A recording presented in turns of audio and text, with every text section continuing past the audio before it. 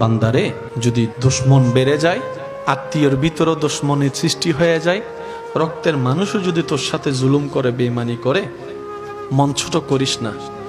তোদের জীবনের প্রতিটা ক্ষণে কিভাবে মোকাবেলা করবি সেটা প্র্যাকটিক্যাল শিখে নেওয়ার জন্যই আমি প্রত্যেকটা নবীকে এক একটা মুসিবত দিয়ে তোদের জন্য শিক্ষার ব্যবস্থা করে দিয়েছি। সুবহান।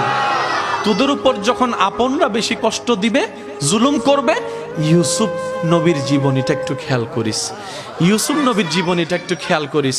ওনার আপন রক্তের ভাইয়েরা কি পরিস্থিতি ওনাকে করেছিল যে কুফের মধ্যে ছোট বাচ্চাকে ফেলে দিয়েছে, কিন্তু আমি রব তাদের সে প্ল্যানিংটাকে নষ্ট করে দিয়ে, যারা ওনাকে কুফে ফেলে ধ্বংস করে দিতে চেয়েছিল, আমি সেই ইউসুফকে মিশর পর্যন্ত পৌঁছাই দিয়েছি।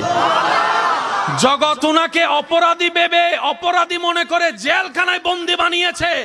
উনার ধৈর্য শুকরের কারণে আমি আল্লাহ ইউসুফ নবীকে রাজার সিংহাসনে বসিয়ে দিয়েছি।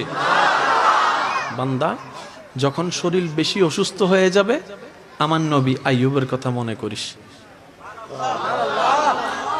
যখন তোর মানসিক যন্ত্রণা একটু বেশি বেড়ে যাবে, আমার নবী ইব্রাহিমের কথা একটু মনে করিস।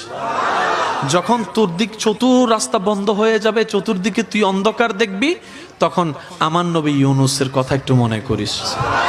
আর একটু